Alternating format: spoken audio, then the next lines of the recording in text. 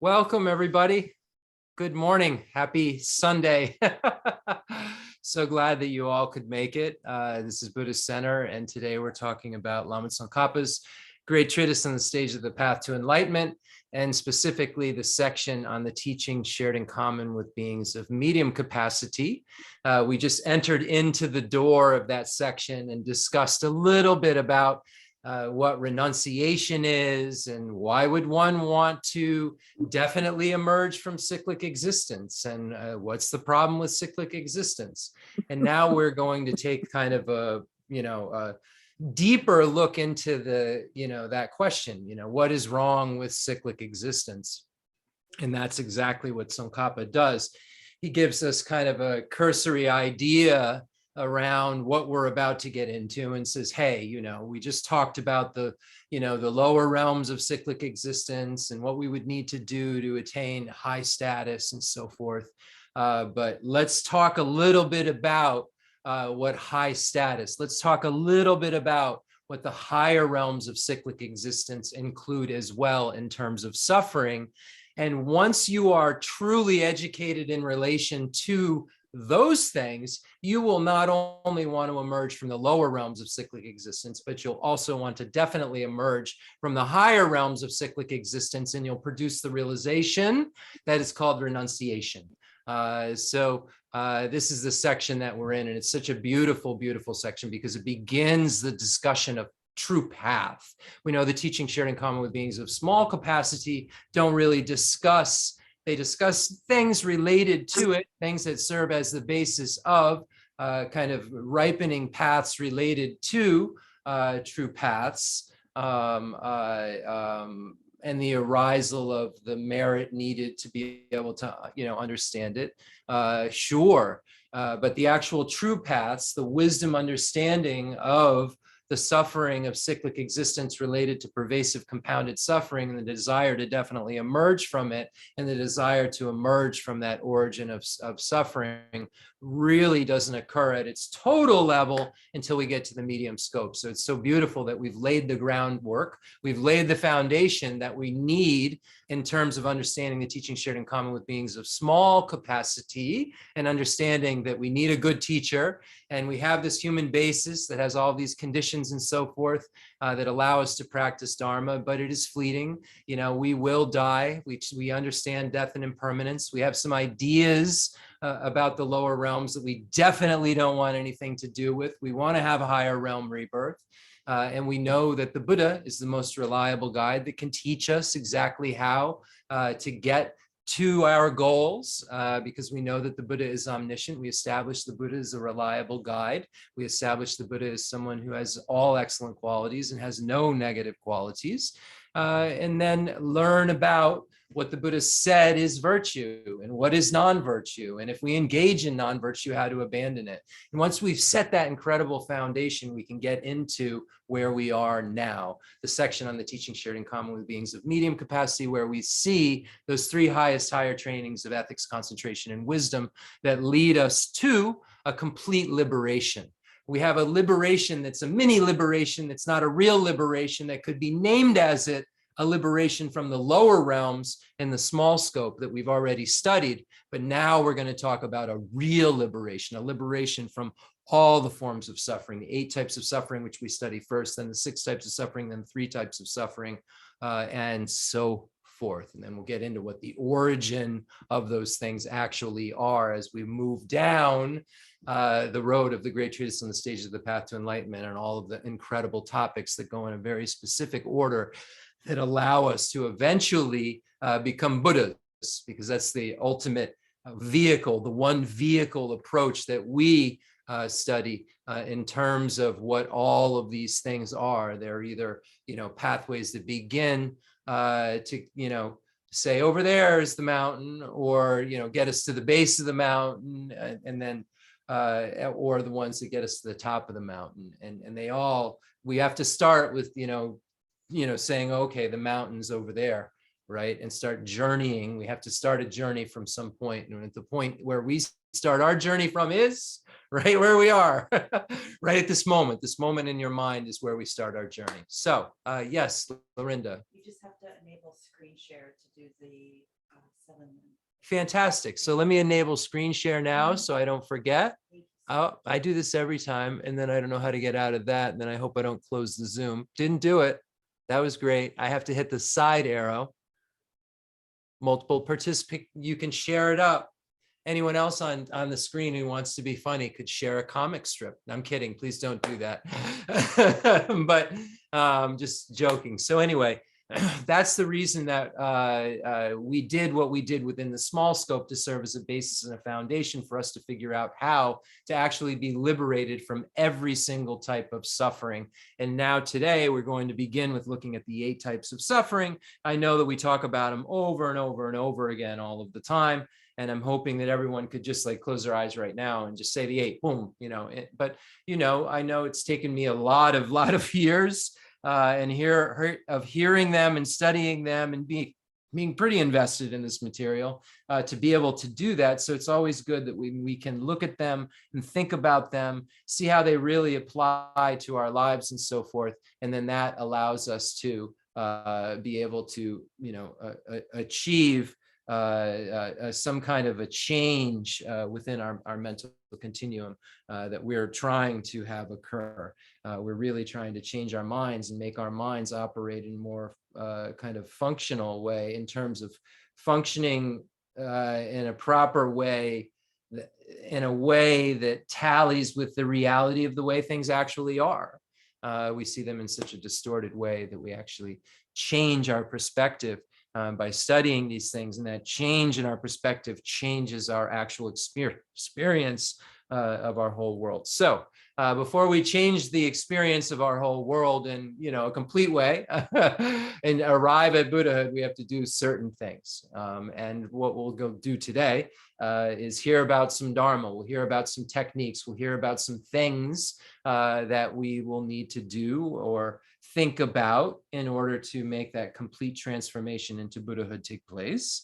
So we're going to do some exercises. We're going to look at some techniques. We're going to look at what Lama Tsongkhapa has to say and Pabongka Rinpoche has to say, and the first Dalai Lama has to say. We're going to look at some different masters' approaches to this material and see what among it, or if anything among it, makes our mind kind of jar or makes our mind move towards this idea that, hey, I should really be paying attention to this material in a real way, because it makes sense that if I do, if my mind's functioning closer to the way that reality is, I won't make such rash decisions. I won't be able to be made so angry. I won't be able to be frustrated by dependent origination. That's obvious. I won't be able to be frustrated with something that has no nature from its own side and has no ness. And I'll have to be able to accept and conclude that it's, has something to do with my karma and my projection and my subjectivity. So in order to get the mind to a place where we could even start to operate in that fashion, where we could see an event and then that event would immediately trigger our Dharma response, if you will. We have an event happening where we feel like we're being treated unfairly, or maybe we're being treated unfairly, okay, in the eyes of the conventional world. There's an event happening where we are being treated unfairly. So what is our Dharma reaction to that? Is there one immediately? Does it take 5 minutes? Have I gotten my mind calm enough to where I can actually apply some sort of realistic state of mind to the experience and transform it into something that will cause me to become a Buddha, as opposed to transforming it or keeping it as, however you want to call it, into that which will give me more suffering and cyclic existence. And this is why we do this first exercise of trying to calm our minds down, is for a couple things. One is so that we can be calm enough to hear the teaching well, so we don't have a kind of messed up head when we're getting, this incredible truth. So this incredible truth is bouncing off of our messed up head somehow and dumping out of our ears on the ground, either all of it or some part of it, So we're doing it for that reason, to calm ourselves down so we can hear this holy information. But we're also doing it so we can learn this technique so that we can apply it every single day of our lives and get better and better and better at it, so that our reaction time in relation to that, us being treated unfairly is quicker, because our mind's more subdued. The Buddha said, abandon evil, engage in perfect virtues, and subdue your mind. This is the teaching of the Buddha. Your mind becomes more and more subdued. So then you're able to do those first two things because you're operating more realistically. You're able to see that, oh, okay, there's my karma again. There's the wheel of sharp weapons coming around. There's someone yelling at me. As Dharma Rajita says, that's the wheel of sharp weapons coming around because of your previous actions. So you slow it down enough. If your mind is calm enough to see that this person who's angry at you is coming from you. They couldn't be possibly there if you hadn't done something to create a person to create the result of person treating you unfairly.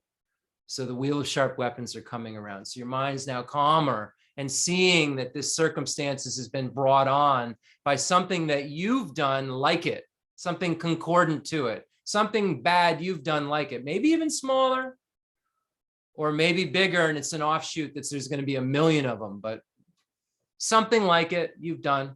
Now you have this. So if your mind's calm enough, you can be realistic and say, hey, this person from their own side couldn't have shown up unless I had these imprints, unless I had this karma to create an insulter. And now, drawn by me and our interdependence and my karma that needs an insulter, and then someone who's going to insult, now I'm creating a condition, I'm creating a basis from which this person now is creating such non-virtue that they're going to then have to experience what I'm experiencing. So the feeling that I'm experiencing now, when I look at that person, I see them experiencing it. And having to see if I understand karma, the certainty of karma, and the magnification of karma, they're going to have to experience what I'm experiencing, but a lot worse. You're following this? So you're using now this calmer mind to interpret the situation that's going on. You're able to see how this karma that you're experiencing, how this relationship that's happening isn't because there's a jerk out there. It's because there was a jerk in here sometime. And now, because of that, this poor thing I'm labeling a jerk, this poor person I'm labeling a jerk out here, is now going to have to experiencing what I'm feeling initially, that initial jolt, but a lot worse because of the magnification of karma. So you start to see this person with compassion. You start to see this person as, wow, I know how this feels for me. I guess it would be empathy at first, right? I know how this feels for me. This feels pretty bad. While you're yelling at me, this feels pretty bad. I know this is a switch in idea, switch in thinking. We aren't even in the 7-point Vajrayana posture yet, but I know this is a switch in thinking, but this is something important that I wanted to talk about and not forget. So you're seeing this is karma. You're seeing that now you're creating a condition for them to suffer worse than you're suffering now. And you develop this compassion, which slows down your reaction. It keeps your mind in check with reality, not in check with, yes, you are being harmed. Yes, it isn't right. There is an injustice going on, but your perspective on that injustice and your perspective on the person doing you harm changes drastically to the degree in which your mind can at least calm down to a realistic enough place to make appropriate decisions based on that. Knowing all that is true, then you can make an appropriate decision. And then you let the air out a little bit more of the, thing that's become so overinflated. You take a little bit air out more, and you say that all of these experiences that I'm having, they don't have any objective existence from their own side. I, them, my hand, my body. I am Jeff. Jeff has a hand. Jeff has a body. All of this is like an illusion. I'm creating all of this. I'm creating a show that's like a dream that I think is real. So all of these things are just dependent arisings that are happening around me. They're just noises coming out of a mouth and hands making a motion. Maybe they're making an angry motion. Now I'm interpreting, that's angry hands, angry noises, words that hurt, all of these things. I'm creating these inherently existent things that are now flowing almost in slow motion at me as if they inherently exist. And that kind of neutral basis of ignorance that I started from, that allows me then to believe it's so real, is what creates so much hurt from my side. Not to say there's not an existent harmer dependently originating, or a harmed dependently originating, or harming dependently originating. That exists, but our perspective on the experience, if we look at it in terms of karma, we look at it in terms of compassion, and we look at it in terms of emptiness, really changes. In that ability to kind of combine the understandings that you learn in terms of method in the small and medium scope, and then great scope, and then with the wisdom, is what allows us to transform adverse circumstances into path.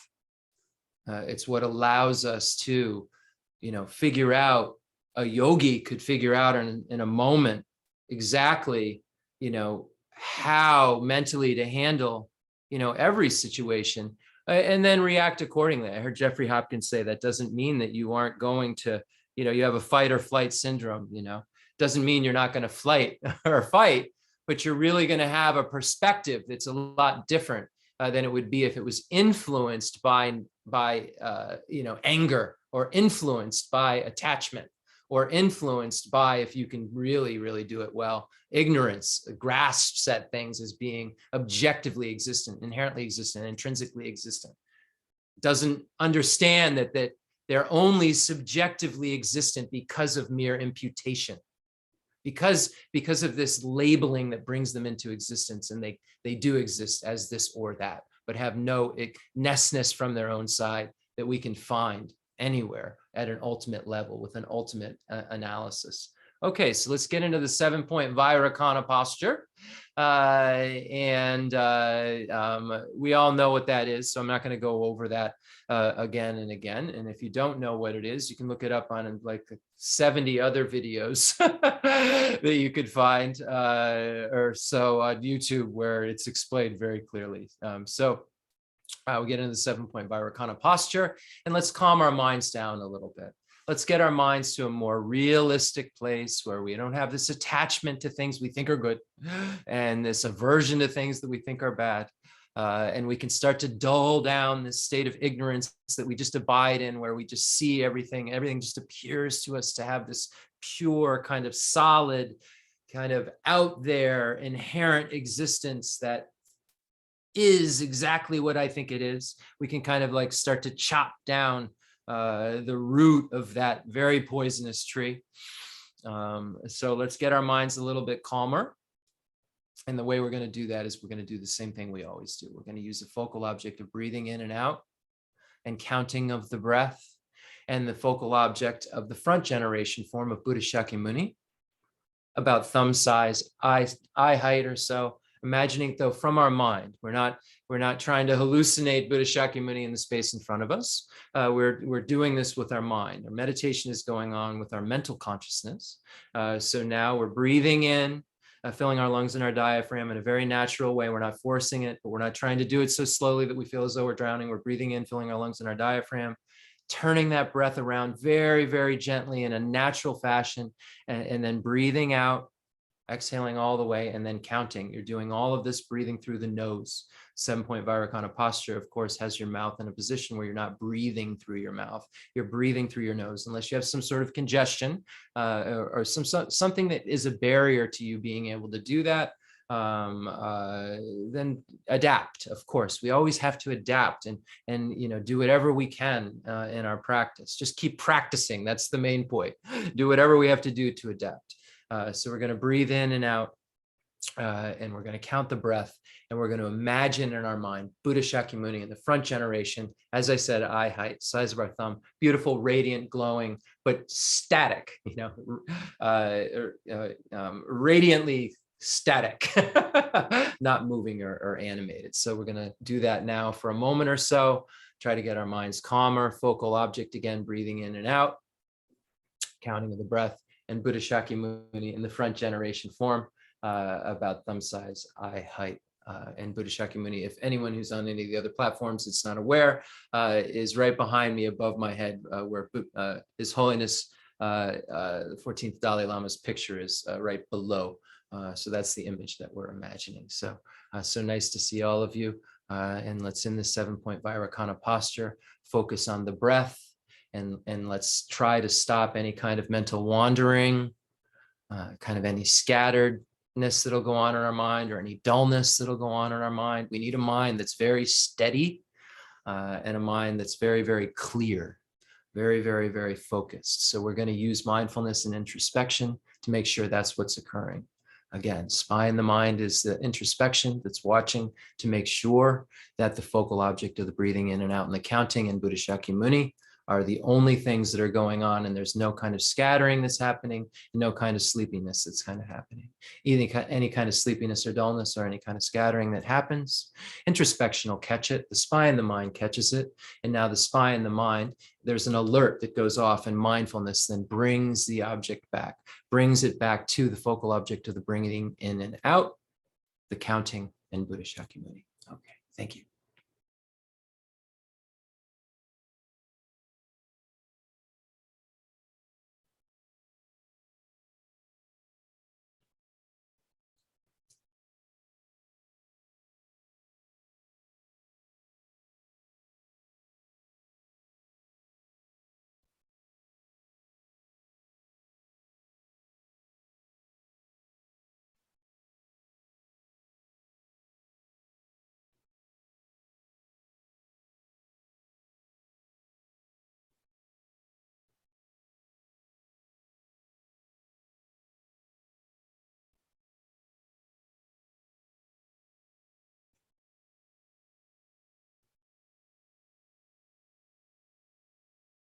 So fortunate to be here today. Just a very, very, very small percentage of us. If you think about anywhere in the world that today, at any time, we'll have a chance to practice the Dharma, to study the stages of the path to enlightenment, we see how rare this opportunity is. It's incredible. We have this human basis. We have all of the causes and conditions that are necessary for us to be able to engage in the pathway to Buddhahood. We don't have anything blocking us. We have excellent teachers. The Dharma is in our world. We don't have any of the leisureless states. We've met with these incredible teachings. First turning of the wheel of Dharma, of the Four Noble Truths. The second turning of the wheel of Dharma, the perfection of wisdom teachings, the Heart Sutra. The third turning of the wheel of Dharma, of interpretation or good differentiation. We're so fortunate. Now imagine that Buddha Shakyamuni, who was in a very static form, now turns animated into in such a way that you feel the bliss coming from Buddha Shakyamuni and you feel the warmth of the rays and so forth that are coming off of Buddha Shakyamuni.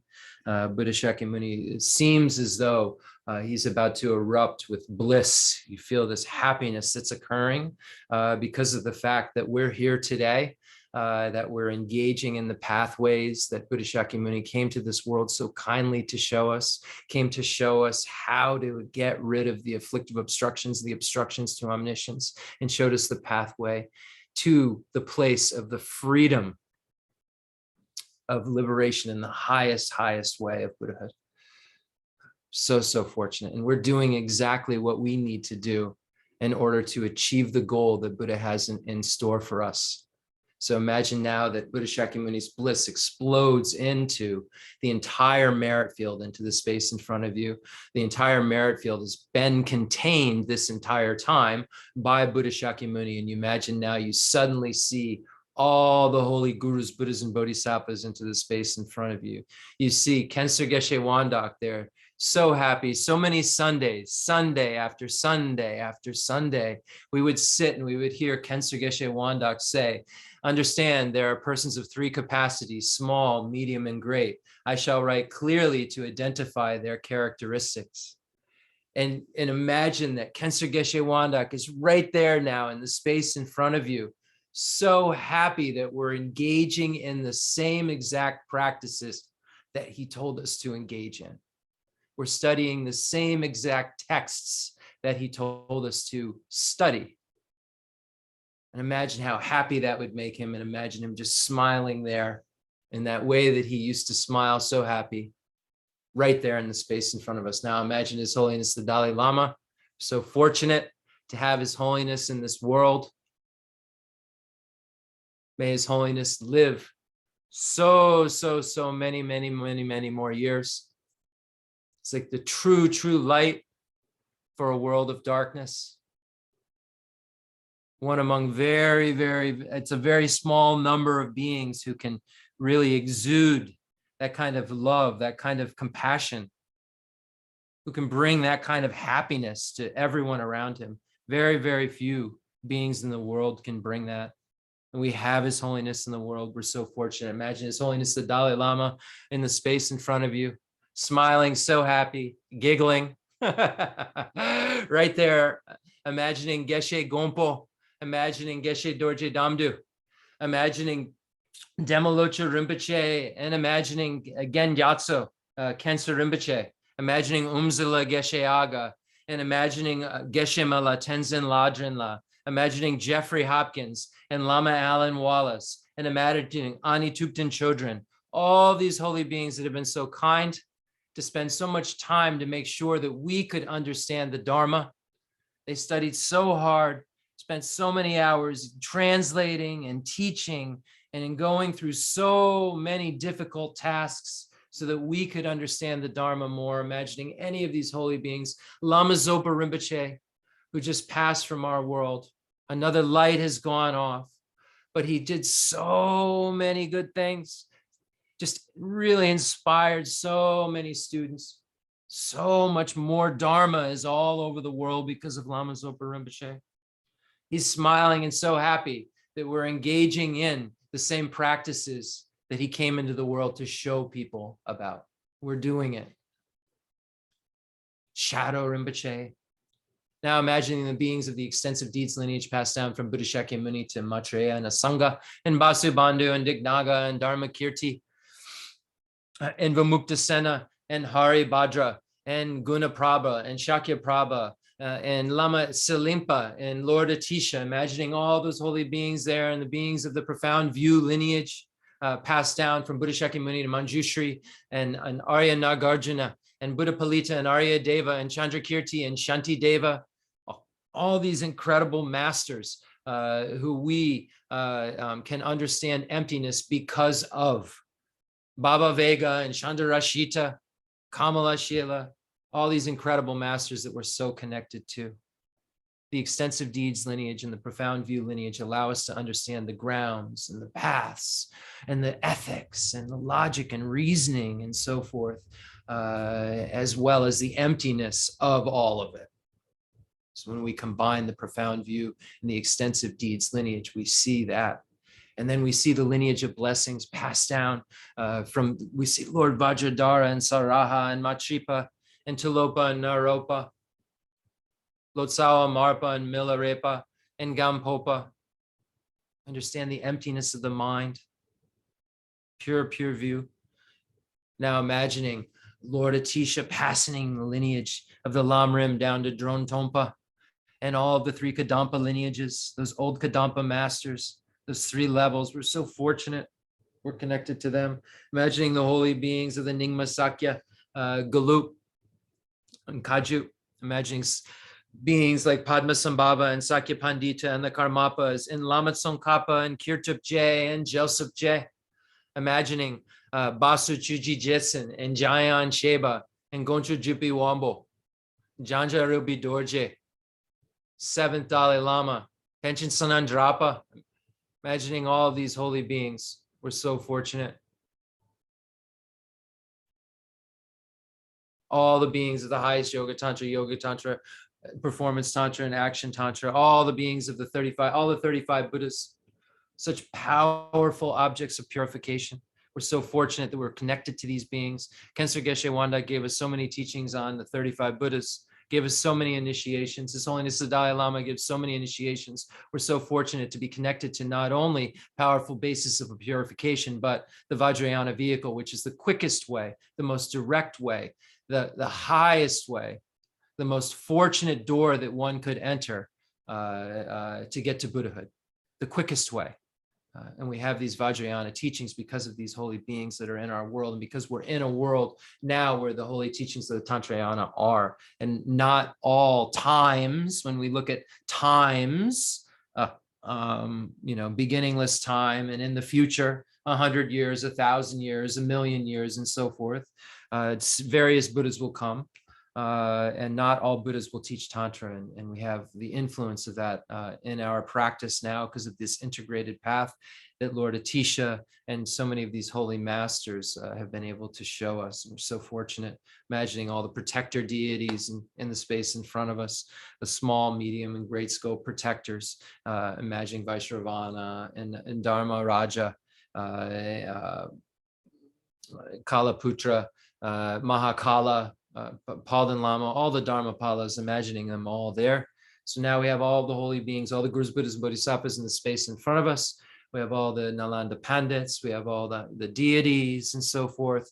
We're so fortunate that we know the names of these beings, and whether we know it or not, if we've been studying Buddhism even for a short time, if we've studied the teachings of Lama Tsongkhapa even for a short time, we've been influenced by all of these masters.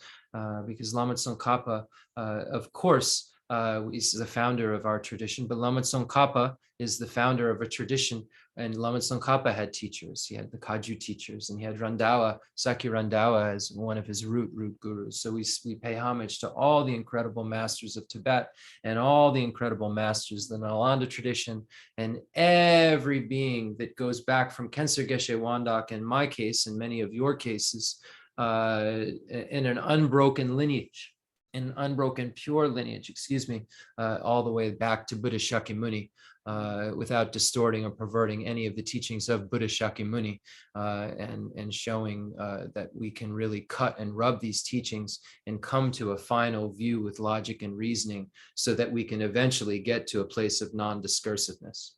I mean, that's the goal.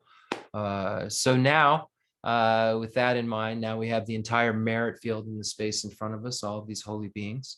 We recognize that we want happiness. We talked before we got into the Vairakana posture a little bit about empathy, and a little bit about recognizing others' suffering, and recognizing that the way that I feel when I feel pain, they feel pain like that. You feel pain like that. It doesn't feel good. You break your leg, it's going to hurt. When I broke my leg, it hurt, and so forth. When you feel happiness, it feels good. I feel happiness, it feels good. And there's no one of us that's more important than another. We're all equally important. We all equally deserve to have happiness and the causes of happiness, and be free from suffering and the causes of suffering.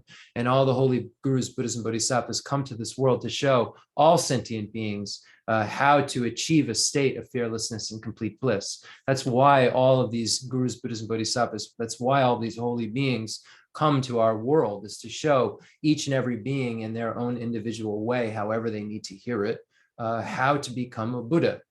They may not say that I'm telling you this in order for you to become a Buddha. Sometimes they're in disguise, telling us to do stuff that will make us closer to the place where we will understand, oh, I'm doing this so that I will become a Buddha. But the whole purpose that these beings have for coming into our world is to help all sentient beings. And that's because they recognize that all sentient beings are equally important. And we start to recognize that, oh, wow, all sentient beings are equally important. Like, you feel pain, I feel pain. I'm empty of inherent existence. You're empty of inherent existence. I'm self when I think of myself, but I'm other when you think of me. There's no inherently existent self or other. There's perspective, there's labeling based on perspective, but there isn't any inherently existent this or that that's findable. There's so much interdependence and so much so much support I need from you. I need from all sentient beings in order to have the things that I have in my world, that I couldn't possibly say that, oh, if I took you away or took you out of the equation, my life would get better. Because I have so much there's so much interdependence. There's so much need I have for you in so many different ways. So we see this equal importance. So if I wanted to somehow help you, it would really make sense that if I know how I need to be helped is to rely upon the Buddha's teachings, because I've come to the conclusion through my studies and so forth that the Buddha is the reliable guide, and what the Buddha has presented is reliable and is true. So I've come to the conclusion that for myself, that I rely upon this incredible merit field that I've just visualized, because I've concluded that what they have to offer is valuable and is true and is a way that I would lead my life by, because I want to achieve fearlessness, liberation. I want to achieve complete bliss, complete Buddhahood. I want to achieve that. And I believe, based on logic and reasoning and based on my studies to the best of my ability, that these beings have presented a path that will allow me to get rid of the various types of suffering that we'll talk about in just a bit.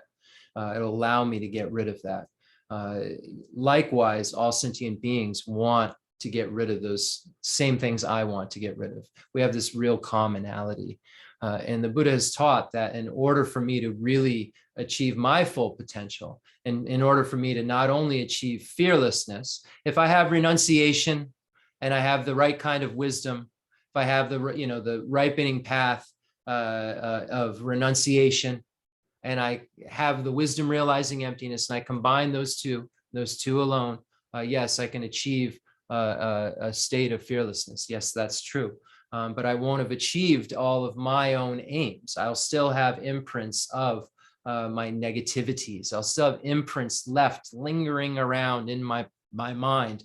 This kind of lingering of a self-centeredness, something that would make me kind of oblivious to others' needs and just focusing only in on my needs to a place where I got to just my own individual nirvana.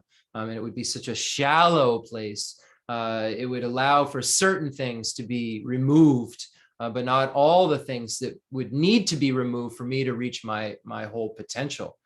So for me to reach my full potential, I have to remove the stains of those kind of afflictions, the stains that are left over, which are the subtle kind of self-cherishing attitude. The gross self-cherishing attitude is gotten rid of course, in nirvana. But the subtle self-cherishing attitude is still there. The stain is still there. The thing that motivated me to get to nirvana is that stain there. That selfishness is still there. And if I want to achieve all of my aims, I have to get rid of that stain that's still there. And if I get rid of that stain that's still there, I not only achieve all of my aims, but I achieve all of your aims as well, because then I become omniscient. I become the most reliable guide in the universe. I have then perfect wisdom, perfect love, perfect compassion, perfect skillful means, perfect power.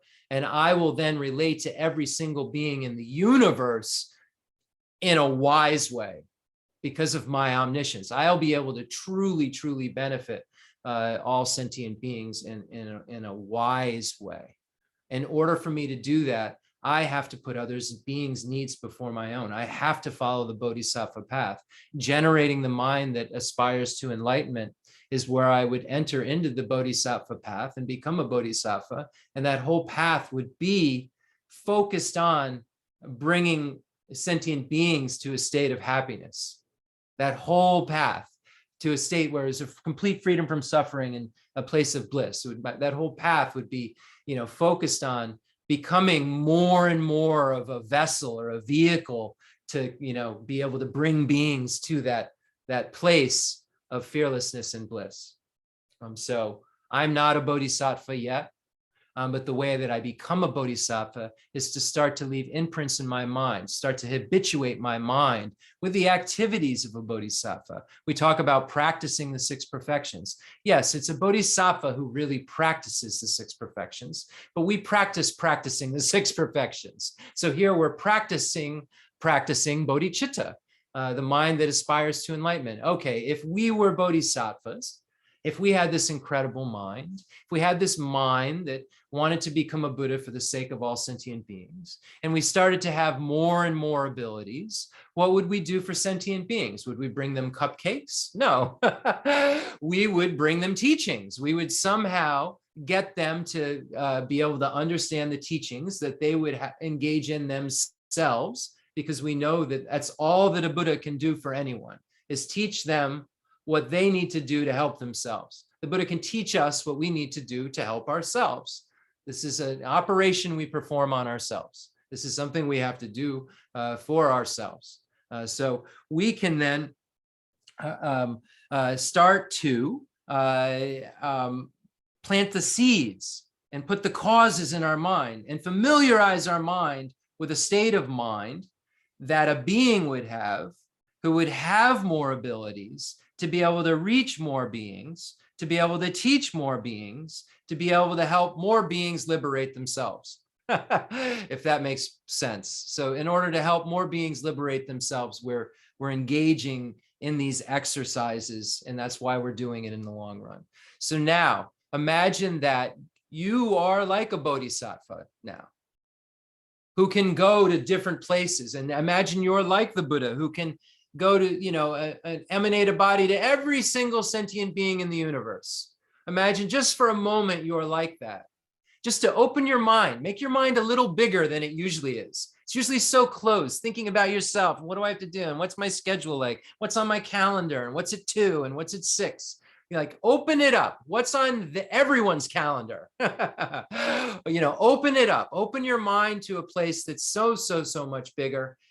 Because that's the place where the bodhisattva's mind that you will become will be, in that very open, very big place that's only thinking about others' needs, because by doing so, that fulfills that bodhisattva's needs completely and all sentient beings' needs completely in the long run. You will be that bodhisattva because you have Buddha nature. So now imagine that you bring every single sentient being in the universe, every being in samsara, you bring here. And you even bring beings who are not in samsara, who are maybe in an abiding nirvana, and you maybe hear like have them there, someone whisper in their ear, just come here for a moment, come back to conventional reality, because that's what an arhat would do. They can't perceive conventional and ultimate realities simultaneously. Mr. or Mrs. Arhat, hello. Please come out of your ultimate reality absorption and listen to this teaching so that you too can get rid of the imprints that you still have, the imprints of, the obstructions to omniscience that you still have. Imagine you're bringing even those beings here. Imagine you're bringing all the hell beings, all the hungry ghost beings, all the animals, all the humans, all the demigods, all the gods, And again, bringing those beings who are even in nirvana here to say you're not quite done. And you can help all sentient beings if you do just a little bit more. I know it seems difficult. Just imagine you bring all of these beings here, and that all the beings that you've brought here, all of the torment and pain and misery of the lower realms has just ceased for a moment, and they have this ability to just listen.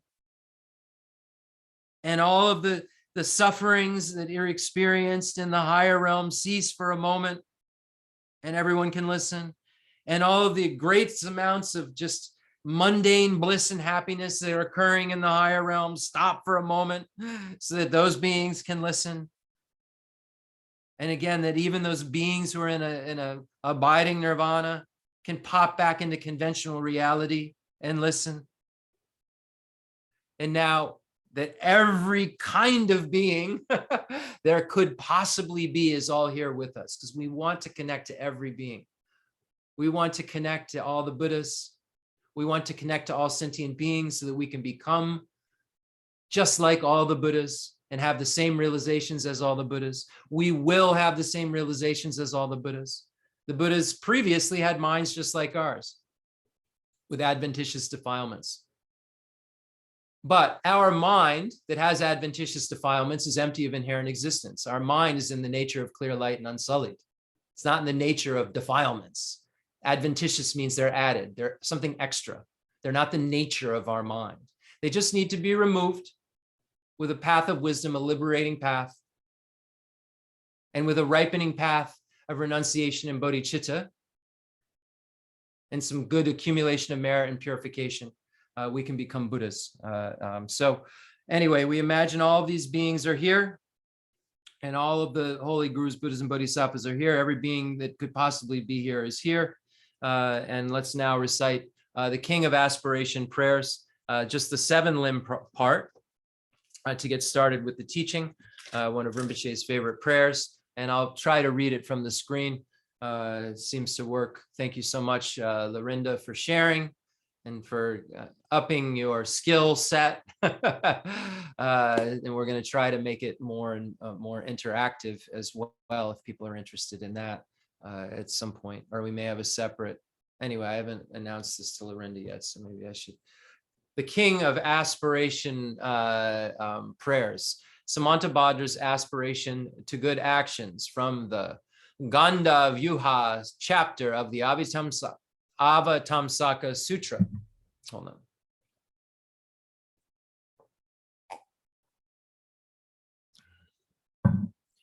In the language of India, Arya, Bhadracharya, Pranadana, Raja. In the language of Tibet, Papa Zampo Chupi Molangi Jelpo. In the English language, the King of Aspiration prayers, Samantabhadra's aspiration to good actions.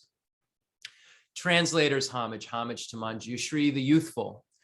Now make prostrations. And again, when you're making prostrations, imagining the merit field, right? Because it's saying in all directions of the universe, to the past and present and future, to every single one of you, I bow in homage. So you're just imagining, you could okay, so imagine the merit field that you were imagining, to whatever degree you were imagining it, and now just multiply those beings into as many atoms as there are in the universe. You know, just imagining that just in every direction, you know, there's all of these beings that are just multiplying and multiplying and multiplying.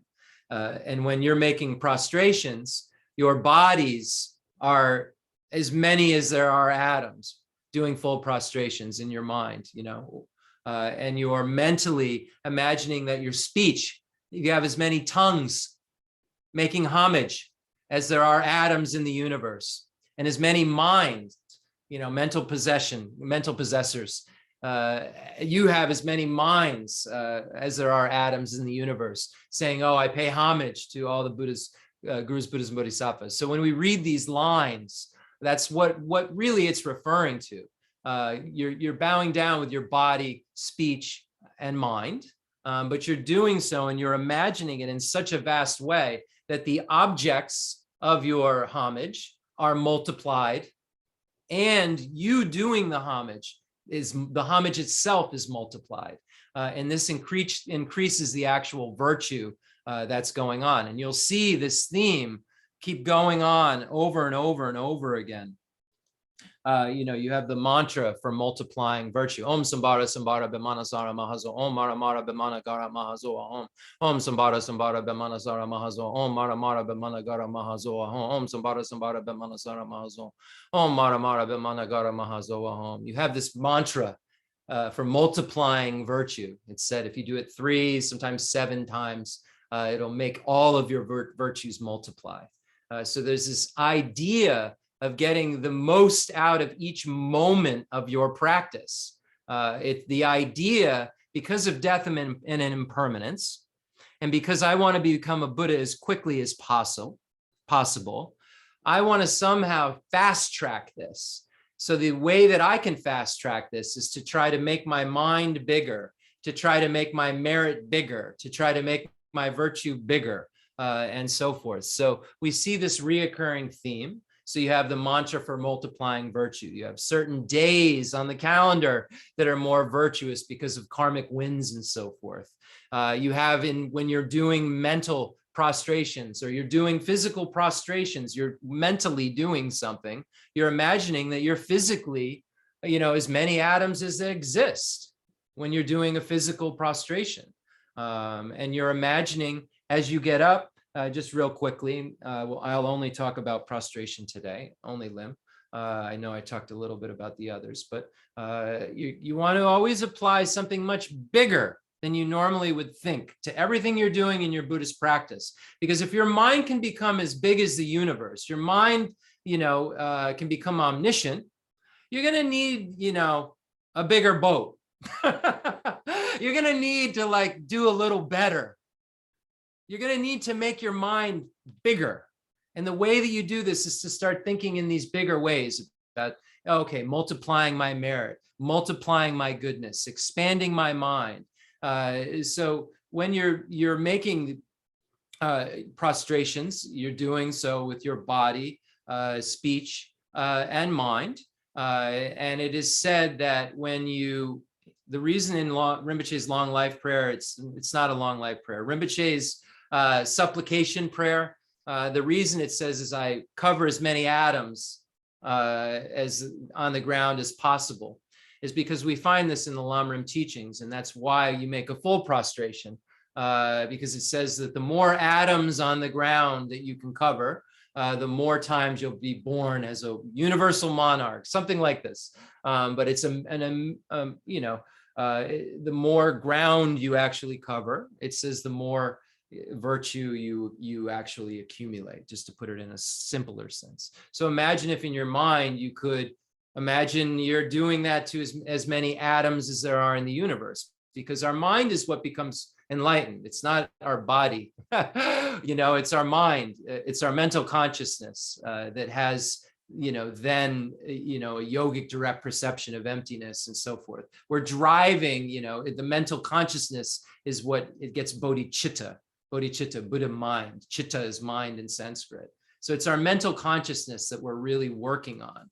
So we can use imagination to our advantage because the imagined becomes real. And especially when we look at it from the tantric perspective, it's how we transform what we're imagining into our reality. We're imagining a reality that's already transformed. So when we're making prostrations, we're trying to cover as many atoms on the ground as possible, it says. When we're making prostrations, we try to get up as quickly as possible because we're imagining, 1, we're getting up out of cyclic existence. And 2, we're taking all beings out of samsara when we're getting up. We can imagine a lot of different things when we're making prostrations. So we make prostrations, we bow down. Pabonka Rinpoche's text, we get up like a scurrying fox, something like that. You can look at, I think that's exactly what it says. Get up very quickly because you want to get out of cyclic existence very quickly. You want to take all sentient beings out of all 6 realms of cyclic existence very quickly as a bodhisattva. You're imagining you're doing that. So there's a lot of different aspects to these practices that I encourage you to look up in the greater Lamrim texts and so forth, so that you can have a bigger practice, so that your practice isn't so pigeonholed into just some words that you're just trying to get through, so you can get to whatever the next thing is. These words should really resonate in some way, have some sort of feeling in some way, so that you're actually imagining these things as you get more and more acquainted with this poem or this work or this sutra. You get more and more acquainted with it, where your actual practice is occurring as you're simultaneously reading these words. And it isn't something you're forcing. It's something that's very naturally occurring, that's just occurring and flowing so easily in your mind as you're going through this, and you're able to imagine these things. But the only thing that will make it easy to do that is to practice doing that over and over and over and over again, doing it in a small way and making it bigger and bigger and bigger.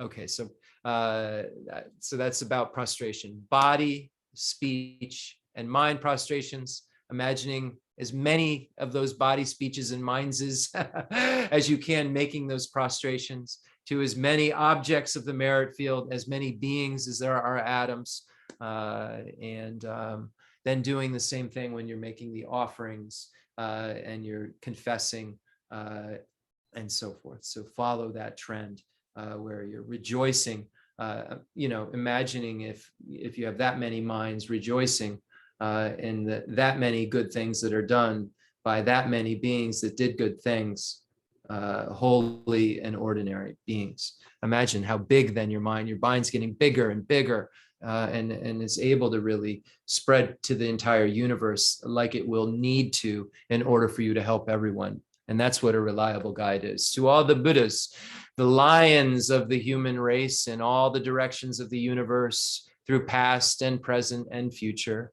to every single one of you I bow in homage. Devotion fills my body, speech, and mind. Through the power of this prayer, aspiring to good action, all the virtuous ones appear vivid here before my mind. And I multiply my body as many times as atoms in the universe, each one bowing in prostration to all the Buddhas. In every atom preside as many Buddhas as there are atoms. Around them, all their bodhisattva heirs, and so I imagine them filling completely the entire space of reality, saluting them with an endless ocean of praise, with the sounds of an ocean of different melodies. I sing the Buddha's noble qualities and praise all those who have gone to perfect bliss. Okay, here are the offerings. To every Buddha I make offerings of the loveliest flowers and beautiful garlands, music and perfumed ointments and the best of parasols, brightest of lamps and the finest of incense. To every Buddha I make offerings, exquisite garments and fragrant incense, powdered incense heaped high as Mount Meru, arranged in perfect symmetry. Then the vast and unsurpassable offerings inspired my devotion into all the Buddhas, and moved by the power of my faith and good actions, I prostrate and offer to all of you victorious ones. Whatever negative acts I have committed this is confession, I'm sorry. Whatever negative acts I have committed while driven by desire, hatred, and ignorance with my body, my speech, and also my mind, before you I confess and purify each and every one, rejoicing. With a heart full of delight, I rejoice in all the merits of the Buddhas and Bodhisattvas, Pratyeka Buddhas, those in training, and Arhats beyond training, and every living being throughout the entire universe, imploring the Buddhas to turn the wheel of Dharma. You who are like beacons of light shining through the worlds, who pass through the stages of enlightenment to attain Buddhahood, freedom from all attachment, I exhort you, all of you protectors, turn the unsurpassable wheel of Dharma. 6, requesting the Buddhas not to enter nirvana. Joining my palms together, I pray to you who intend to pass into nirvana, remain for eons as many as there are atoms in this world, and bring well-being and happiness to all living beings. Dedication. What little virtue I have gathered through my homage, through offering, confession, and rejoicing, through exhortation and prayer of all of it, I dedicate to the enlightenment of all beings. Okay. Such a wonderful prayer. Thank you so much for sharing that. Okay, now we'll read the Heart Sutra. Again, thank you all for coming. Incredible. We get to listen to this Dharma.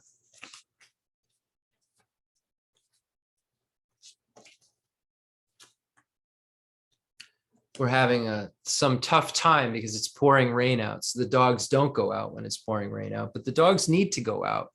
So poor Lorinda is in the other room trying to have some sort of debate with 4 pit bulls. And, they don't really sometimes even really listen to the debate at all.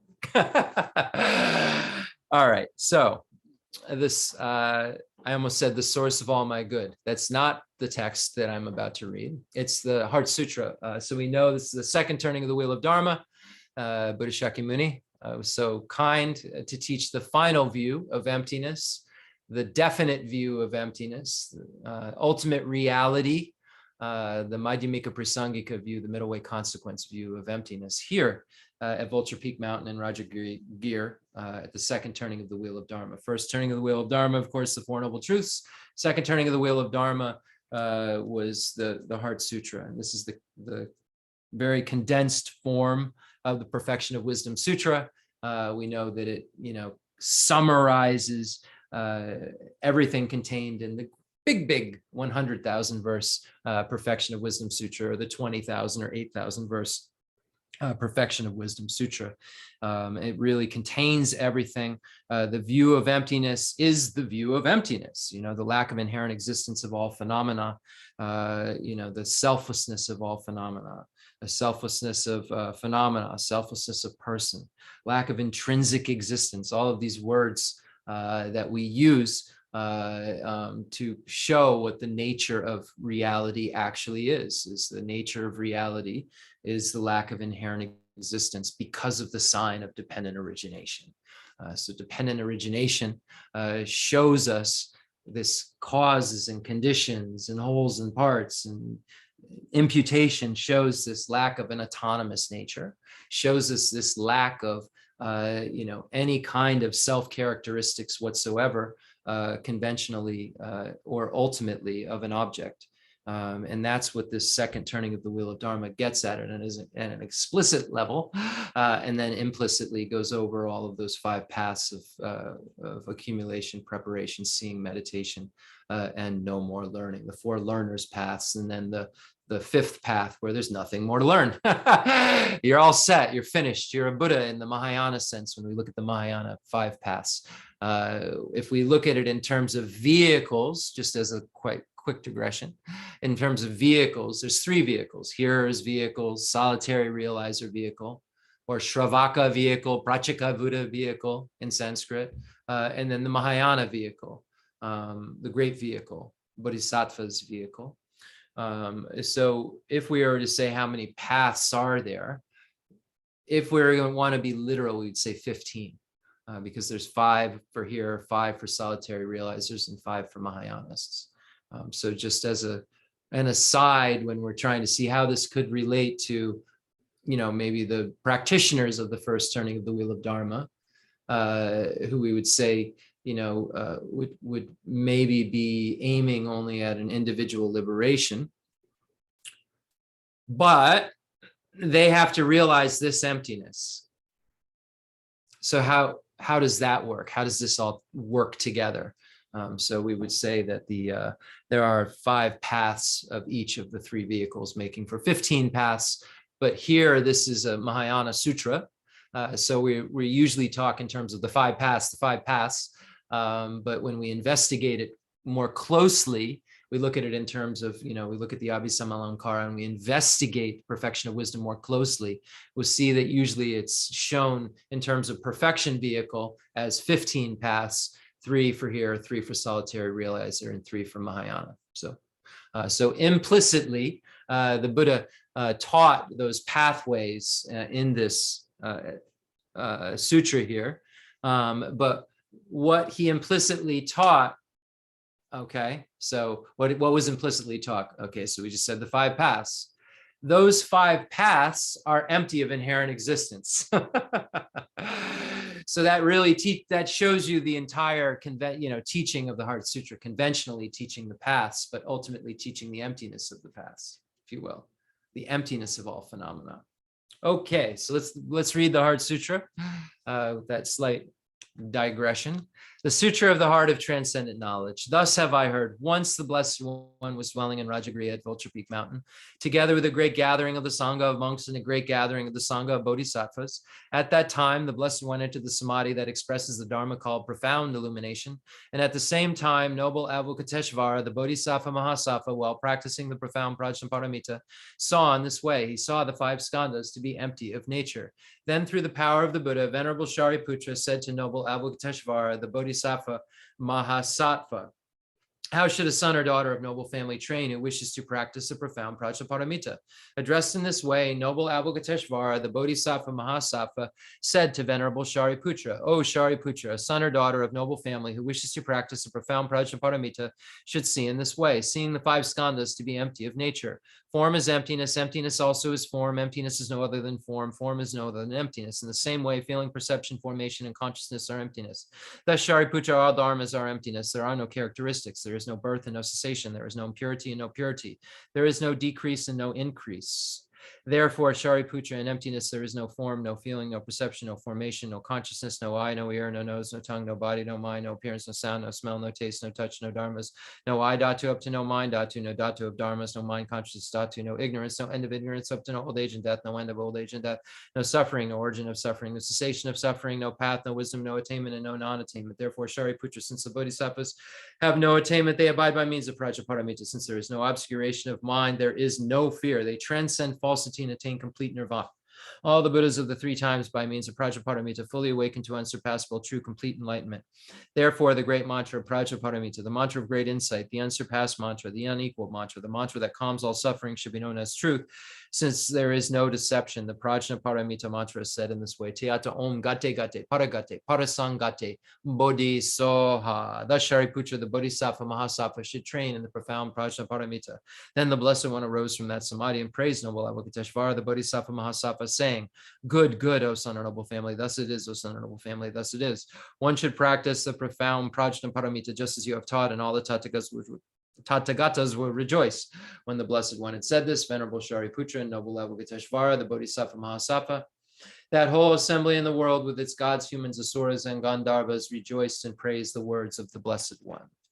Kala jube nejo damba ne ngoshe duju ngayi dudo jendru babo lama yi bushinzi nizong gandro zola shatse lo akasamara dashantara samara yabe akasamara dashantara.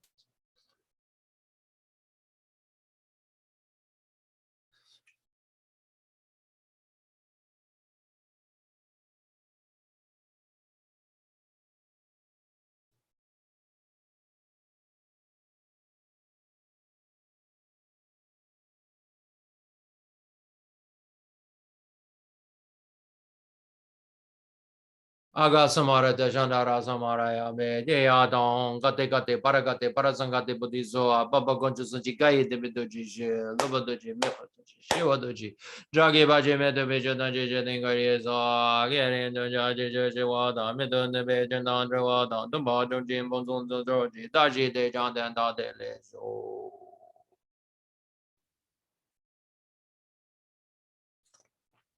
Make an outer mandala offering. It's a request for teaching.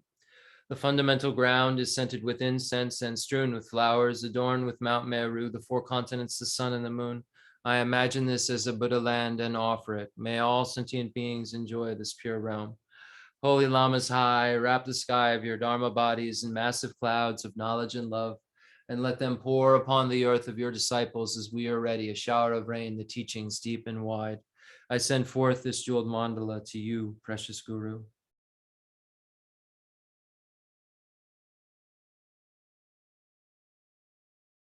Prayer of refuge in bodhicitta. Again, you will say the merit I create by listening to the Dharma. I will say the merit I create by teaching the Dharma. I take refuge until I am enlightened in the Buddhas, the Dharma, and the Sangha. Through the merit I create by teaching the Dharma, may I attain Buddhahood for the sake of all sentient beings. I take refuge until I am enlightened in the Buddhas, the Dharma, and the Sangha. Through the merit I create by teaching the Dharma, may I attain Buddhahood for the sake of all sentient beings. I take refuge until I am enlightened in the Buddha, the Dharma, and the Sangha. Through the merit I create by teaching the Dharma, may I attain Buddhahood for the sake of all sentient beings. Sanje Jadan Zaji Janala, Janjo Badu Dani Jazuji, Dagi Juje Jibe Zonanji, Drola Benje Zanje Drubajo, Zanje Jadan Zaji Janala, Janjo Badu Dani Jazuji, Dagi Juje Jibe Zonanji, Drola Benje Zanje Drubajo, Zanje Jadan Zaji Janala, Janjo Badu Dani Jazuji, Dagi Juje Jibe Zonanji, Drola Benje Zanje Drubajo.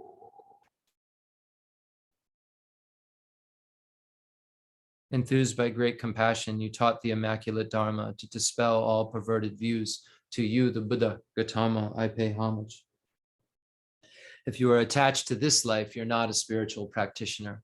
If you are attached to samsara, you have no renunciation. If you're attached to your own self-interest, you have no bodhicitta. If there is grasping, you do not have the view. May this teaching be heard and understood in the language of all sentient beings.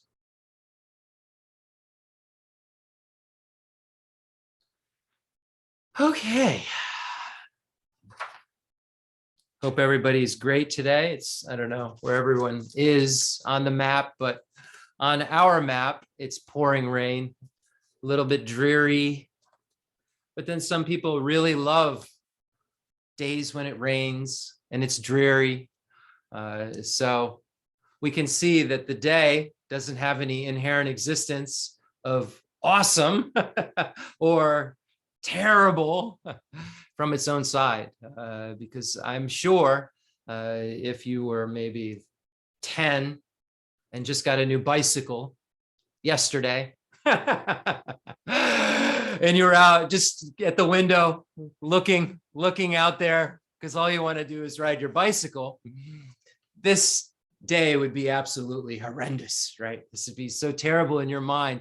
Your mind would make it into this like mountain of terribleness. But then there's, some of you I saw nodding that really like a nice kind of gray day. It's quiet, rains a little, can get some rest. It's a nice time to focus. And you see, oh, this looks out the window and say how wonderful it is that we have this kind of day. And you can just see the subjectivity right there in that example. Those two polar opposites, same day, same, visual out the window for the most part. Yeah, maybe the sense faculties are more mature. I don't know.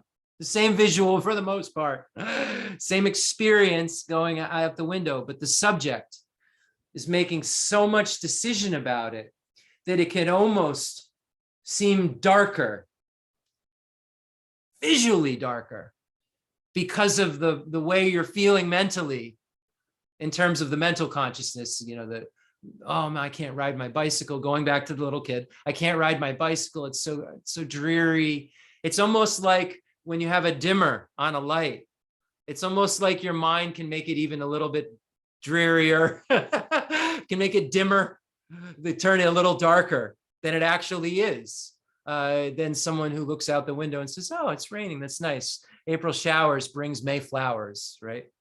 Very, very different perspective than if you just got a new bike.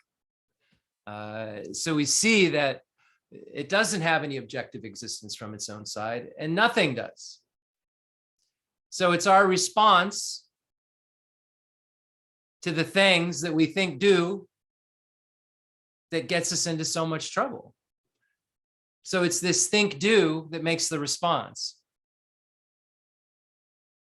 We have all kinds of it's raining outsides and can't ride our bikes all day and night happening with everything around us, everything that we see, everything that we pick up, everyone that we look at. We have just little kind of like what is it called? A tweaking our mind does in relation to everything. We're tweaking, we're tweaking it. We're tweaking the object. We don't even know it. We think we're just tweaking our mind, but we're tweaking the object. We're making it more attractive or more gross. We're actually tweaking the object itself with our mind. And it's that tweaking it that then makes us react so funny. That is the origin of suffering. We grasp at it as having some sort of inherent existence. Because we're, since beginningless time, seeing it that way, and we're tweaking it to whatever our frequency of imprints is going to project out there onto the screen of phenomena, the phenomena screen that we project our stuff onto. It's out there. It's just like a slate, blank. It's just like a blank slate. Because it's blank, it can be a chair, though. Because if it wasn't blank, it would have to be fixed as only this, that, or that. So its parts couldn't become a chair because its parts would be stuck its part. Couldn't move into collection. Its causes would be stuck. They couldn't disintegrate and then give rise to an effect. So none of this stuff would work. None of this stuff would work the way we think it works. None of this stuff could work the way we think it works. And the way we think it works does not tally with reality. And that not tallying with reality part is the part that gets us into all of our trouble, that then makes us say, this is good, this is bad. I'm attached to that. I'm attached to this. This has inherent existence. Oh, let me do this verbally to protect it. Let me do this physically because I have aversion towards it. Let me yell at it. Let me grab for it because I want it. It's so interesting when you start to see how the mind works and how it stems all when you start to trace it back to this self-grasping ignorance, self-cherishing attitude, giving rise to all of this kind of different stuff that we do. But we have to systematically learn about how we're doing it if we want to undo it. So we have to really learn very thoroughly about how we're doing it while looking at our predicament so clearly that we want to undo it. So now we're at the part where we're looking at our predicament so clearly that we want to undo it. That's what the First Noble Truth's about. It's about looking at your reality, your personal reality. You know, Jeff, this is your life, said the Buddha. This is the superior truth of suffering. Jeff, this is your life and lives. If you want to put it into a real, perspective, this is your life and lives. 8 sufferings, 6 sufferings, 3 sufferings. And, it's not a good situation that you're in. I'm not going to lie, said the Buddha. I'm not going to like, kind of sugarcoat this. This is bad. I mean, this is disgusting. Like words like that, the Buddha used, like, have disgust for this situation. I'm not going to sugarcoat this. I'm going to tell you how disgusting it is. And then after I tell you how disgusting it is, I'm going to tell you a few more times how disgusting it is. And then once you decide, just like I did, says the Buddha, that you're disgusted with it, then we can move on. Then we can move on to why it's disgusting, what made it disgusting, how to make it stop being disgusting. You have to first decide it's something that's repulsive. You have to decide that it's something that's disgusting, and you have to decide beyond a shadow of a doubt that it is. So much so that you're not tricked into thinking it's not disgusting and tricked into the bait of cyclic existence. Because the bait of cyclic existence is the trick that makes you not want to definitely emerge from cyclic existence. Geshe Dorje Damdu always says the bait of cyclic existence is the suffering of change, the contaminated happiness. That contaminated happiness that we have, this mundane contaminated happiness that we have in samsara, that changes, that will turn into suffering at some point. It's the bait, though, that we think is going to make everything okay, make everything, I'll finally be happy if I eat this said the mouse. And then the door shut. And that's what happens in cyclic existence. We keep chasing these things over and over again, thinking that this isn't a problem. And until we concur with the Buddha that this is a serious problem, concur to the point where we're disgusted. We use words like that, repulsive, disgusted. Until we have that kind of feeling when we see whatever, pick your poison, your car or your saxophone or your guitar or your big house or your swimming pool or your nearest dearest, whatever, pick your thing, whatever your fancy is at this very second. It'll change probably next week or next year, right? And you have to recognize that all of these things that we think will make us happy, that we chase after, that we see as this form of happiness, are the door to every pain I have, as Tsongkhapa says. And instead, we need to strive for the happiness of freedom. So let's read a little bit. I thought today I'd read a little bit from First Dalai Lama. Just this small section on contemplating the unsatisfactory nature of cyclic existence. So we use a lot of different texts, of course, to look at these topics. And the first Dalai Lama, a student of Tsongkhapa himself, wrote Training the Mind in the Great Way, an incredible Lojong text, mind training text. And we have to, in order to do Lojong, in order to do mind training, what's the big famous topic of mind training? Tonglen, giving and taking. But if we don't have a clue what we're taking, like part of it is taking on suffering. If we don't really know the state of our own condition, as Shantideva says, we couldn't even dream of someone else's. So if we don't know exactly what we're taking, exactly, precisely, how can we even begin to do that practice? So we see in the Lojong teachings, we see the preliminaries are always the same thing we find, as all preliminary everywhere. Teaching, sharing common with beings of small and medium capacity that then gets you to a place of the Lojong mind training where you do the equalizing, exchanging self with others practice. That you can see, think of emptiness first, or after, depending on which Lojong text you'd look at or how it's been presented, but in union with emptiness. So this bodhicitta, this ultimate and conventional bodhicitta practice, the conventional bodhicitta practice of mind training, of those 9 kind of points that we look at sometimes when we look at equalizing, exchanging self with others, where we look at, all beings are important, the downfalls of the self-cherishing attitude, the benefits of cherishing others and giving and taking.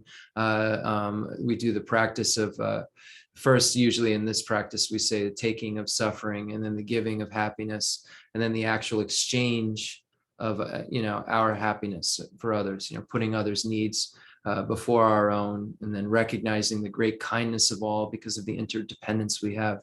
And then taking on ourselves the task of freeing each and every sentient being, that extraordinary attitude. That's the same extraordinary attitude that we find in the 7-point cause and effect teachings that are passed down from Maitreya to Asanga. These are the teachings that are passed down from Buddha to Manjushri to Nagarjuna and Shantideva and so forth, these mind training teachings. But they both have this kind of final step of this, yes, I'll take on myself the task of freeing each and every single sentient being from their state of suffering, from their plight. And then you realize you must become a Buddha in order to do that because of your handicap, because of your afflictive obstructions and obstructions to omniscience. You're not the reliable guide, so you must become a Buddha in order to really, really help them. So we see that, this practice that's of the mind training tradition, and then the understanding of the emptiness of each and every, all 3 spheres, all action, agent, and object, when we look at this practice of the equalizing and exchanging self with others. Practice in terms of the sentient beings being empty, the practice being empty, the practitioner being empty, and so forth.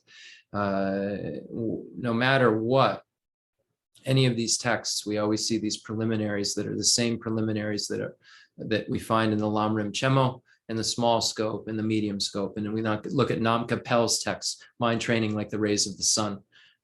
We find the preliminaries, the same exact ones. I mean, it literally the section where it gets into the equalizing, exchanging self with others practice. It begins with, now that you have renunciation, now that you've developed renunciation through these preliminaries, and the preliminaries have the understanding of death and impermanence and so forth, et cetera, et cetera. We've gone over the preliminaries so many times, but I just want to read a little from First Dalai Lama. I don't have no idea what time it is. Now I know what time it is.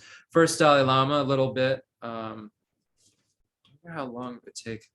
Yeah, I'm going to read all of this. I'm going to read this all. First Dalai Lama. This is Training the Mind in the Great Way, translated by Glenn Mullen. Thank you so much. You're someone who inspired me so much and gave me the confidence to keep translating Glenn Mullen, because I was at a conference and I remember him saying, like, just keep going as translators. He was speaking to a room of translators. He said that my teacher told me, because he's in the first class of translators to come out, right? Him and Jeffrey Hopkins, Stephen Batchelor, and all these great, Lama Alan Wallace, they're in the first graduating class of translators in our Western society, really. And he was giving a talk and he said, just keep going, keep translating, don't worry. You know, I used to obsess about making sure it was perfect, and I knew I couldn't get it perfect, because he said, as a translator, I would, you know, the Lama would come in, and then all of these scarves would be given and all of these envelopes. I mean, just really like a big throne made and special drinks. And he said, just like really like, you know, this incredible like thing would happen. And then the translator would come in and, you know, everybody maybe wave to you or something. And the only support you really had was a dictionary that didn't work. He said, so what his teacher said is, because you're kind of against some odds here and we're trying to get the Dharma to move forward, realize this, Mr. Mullen, says some Geshe, I don't know who, no matter how great you are, in about 40 or 50 years, they're going to say your translations are trash. Because they're going to have really, you know, this is a brand new language being brought into English. This isn't, you know, this took like how many years in Tibet for Sanskrit to go into Tibetan, you know, to become a language that could fluently speak about this with specificity about these topics in a clear way. And even the translators now who are in even the second graduating classes, the Craig Prestons, say we're 40 or 50 years away. We don't have a lexicon. Everybody's, you know, still, you know, arguing about what word to use for this word, and entire different meanings can be found, and nuances are so great that we can only do the best that we can do. So I want to say, after that conference, because I was starting to doubt myself, and I was starting to see, you know, like, you know, having gone to the Dalai Lama's teachings and hearing him teach Madhyamaka philosophy and Thupten Jinpa translating, I started feeling imposter syndrome. Like, what am I doing? You know, like, there's no way. Like, Rinpoche knows all the same stuff Dalai Lama's talking about, and I just don't have these words. I couldn't translate this stuff. And then it just do the best you can and translate what Rinpoche tells you to translate. And he'll keep the bar where you can keep it going. And he always did that for me. I feel so grateful that Rinpoche was always pushing me to a little bit, but not trying to, you know, expect the impossible out of me. But then when I would try to fire myself and get someone who could do the impossible, he would say, no, you're the one doing this job. So we're working with this. So thank you to Glenn Mullen, and thank you to Rinpoche for both helping me in my own practice to have a little more humility. And I know that sounds strange, but I needed to have more humility and less of an ego around, you know, what grand thing I'm doing, and, you know, like a little less ego around it, and just know that I can only do the best that I can. It helped anyway. Contemplating the unsatisfactory nature of cyclic existence. So thus far, we've come to contemplate the downfalls of the lower realms of cyclic existence, and we've decided to kind of abandon attachment for this life, and we've, you know, looked at those topics in a small scope. And now Lama Tsongkhapa, Buddha, you know, Nalanda Pandits are saying, look a little bit closer at what's really going on. That's all. You were really focused on the lower realms. You kind of, you want to have higher realms. You want to feel good. You know how it is to feel good. So you want to feel good like that. But let's take a little closer at what feeling good is. Let's take a little closer at what you think is sufficient and see if at the end of this discussion, you think it's sufficient. That's basically what the Buddha is saying to us. Okay, now I've told you about the teaching shared in common with beings of small capacity and the downfalls of the lower realms of cyclic existence. I've told you how to have good rebirths, have higher realm rebirths. But let me explain to you, if it's in cyclic existence, what good means, what good rebirth, not good enough, like good, not great. You know, how do you feel? I feel good, but that doesn't mean I feel great. So, okay. It is sufficient to transcend negativity, the cause of lower rebirth, and to cultivate goodness. Okay, I did this every time I read this. I did this like 3 times already. It's a question. Is it sufficient to transcend negativity, the cause of lower rebirth, and to cultivate goodness, the cause of higher rebirth? So the question's now posed. This is first Dalai Lama. Lama Tsongkhapa student, Joa Gendun Drup. Gendun Drup, you hear always, it says first Dalai Lama. The answer is no. Big surprise.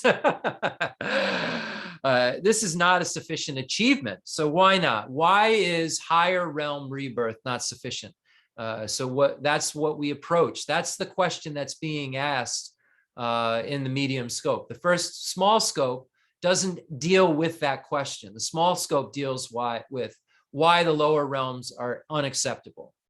They do not deal with why the higher realms are unacceptable. They actually aim at the higher realms with some specific details around, you know, what, when, why, where, and who you want in the higher realms, but they aim at the higher realms. Now, this medium scope asks the question, is that goal good enough? Is higher realm rebirth goal, is that sufficient? Is that a good enough goal? Is stopping at the realization, as stopping at the spiritual practices found in the small scope, is that sufficient? Is that enough happiness for you? Does that lack enough suffering for you? Let's look closer. So that's what happens now. The entirety of samsaric existence is by its very nature suffering, and therefore we should strive to achieve the state of liberation, which has transcended all samsaric sufferings.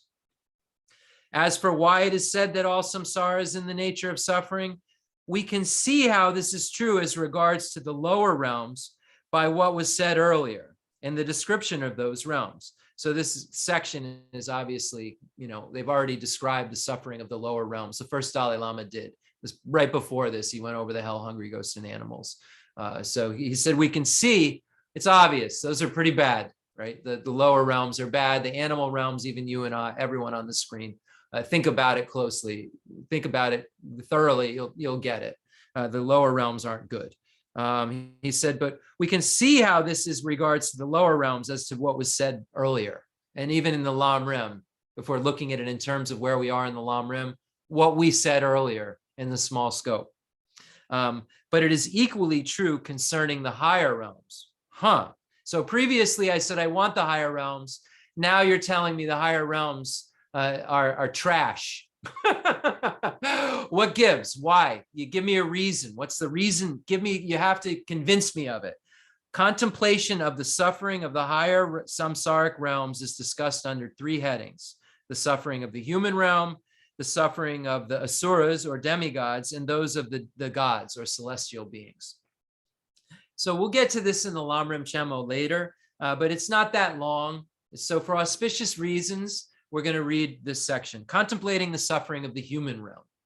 Okay, so here we are. I'm sure I could just, you know, unmute everyone and you could tell me this. It's no secret. We all suffer. But let's see what technically it means. All the varieties of misery and pain that exist in the 3 lower realms of samsara also exist in the world of humans. Uh-oh. We have the sufferings of birth, sickness, aging, and death, encountering unpleasant and malicious people, being separated from those we love, the pains of hunger and thirst, heat and cold, and so forth. The collected sayings of the Buddha states, all sufferings found in lower realms seem to exist in the world of humans. So we feel we're so superior, and we're in the higher realm, and there's a lower realm, and there those poor critters. We're poor critters. We have to look a little more closely. We have every type of suffering that a being has in hell, that a being has as a hungry ghost, that a being has as an animal. It's just not as amplified. But turn it on one and we hate it. Imagine if it was the real thing. This is the point that's being made. We have all of these things that we say we wanted to not have, and that we were willing to do so much for to not have them in the small scope. We're seeing we actually have them. We're seeing that we actually are led around. We are enslaved by something, as an animal is. We are in fear.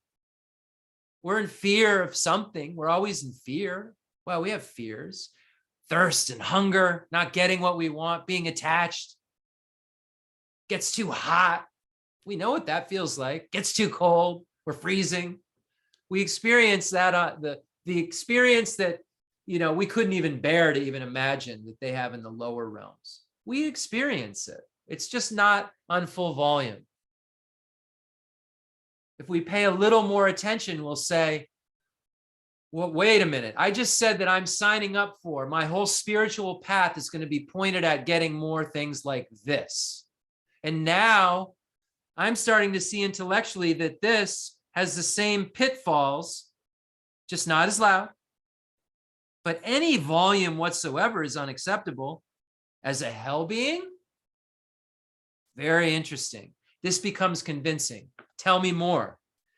In general, prosperous humans mainly experience mental suffering such as anxiety and stress. So if you're prosperous, Geshe Dorje Damdu was talking about this at some point. I was in a couple classes already this morning with him since 6, so I don't know. In one of the classes, he was talking about how, maybe you've had, haven't had really physical hardships or, manifest. He says, for those less prosperous, suffering principally manifests as physical hardships. It says, so in general, prosperous humans mainly experience mental sufferings such as anxiety and stress. For those less prosperous, suffering principally manifests as human hardships. Both suffer every day in one of these two ways. The 400 verses states, so Arya Davis, 400 verses. The prosperous experience misery of the mind. Ordinary people experience it within the body. The beings of this world are daily struck by these two terrible sufferings, contemplating the suffering of the realms of the demigods. This unsatisfactory nature of the realm of the Asuras is described in Nagarjuna's letter to a friend. By nature, the Asuras are intensely envious of the glory of the Devas. The consequence is misery. Though intelligent, due to limits of their world, they are unable to discern higher levels of truth. So the limits of their world. So we see when we look at, this isn't a long life deity in this example, but I'm going to use this example to explain why long life deity is one of the leisureless states. So when we look at the 8 leisures, we see we're free from being a long life deity. That's one of the things that it says. So long life deity has a limit within their world. They don't have this kind of sufferings and so forth. To convince them they need to do anything about their position. Their hindrance isn't that they have too much suffering to practice. Their hindrance is that they have too much happiness to practice. They have too many other things going on to practice. So the lower realms have too much suffering going on to practice. The higher realms, generally speaking, have too much going on, goodness, or just too much busyness going on to practice. Human realm is said to be a good realm because we have a pleasant mix of suffering and happiness. We can calm down enough to look at this stuff. and we can mature our mind really rapidly because we aren't distracted by so much suffering or so much intense happiness. And the demigods realms has these limits, because they have all these distractions and jealousy, and they want to be, they're gods, but they're not quite good enough gods. So it's, I don't know any personally, but it doesn't sound like somewhere that is ultimately liberation. So we look at that, we analyze this, we say, okay, there could be a higher state of being than mine, maybe one I can't possibly see, that has lots of jewels and treasures. It's like a rich person, but we see how there's even people who have so many things, or jealous of things, people who have maybe another dollar than them, even in our world. So just take it to another level of what a demigod could be like, someone who looks at gods, who has a dollar more than them and feels so jealous. So it's a realm that maybe we can't see, where people, have this higher state of happiness and so forth, and jewels and goodnesses and gods and goddesses, than we have, but have these jealousies like we have. So we have the same feelings kind of in attachments at subtle levels that the higher realm beings have also. So the Asuras are anti-gods, are miserly even with their own daughters, fiercely jealous of their superior glories of the god realms. They seem constantly to be waging war. As a result, they suffer from wounds on their limbs and bodies. Moreover, this realm of light provides no opportunity for the cultivation of spiritual vision. So there, it's a leisureless opportunity there, no opportunity for spiritual vision. The deva, the suffering of the gods realms. The sufferings experienced by the gods are of two types: those experienced in the heavens of sensuality and those experienced in the higher heavens. Concerning the first of those, the letter to a friend states, the pleasures of devas are intense indeed, but more intense are their sufferings at death.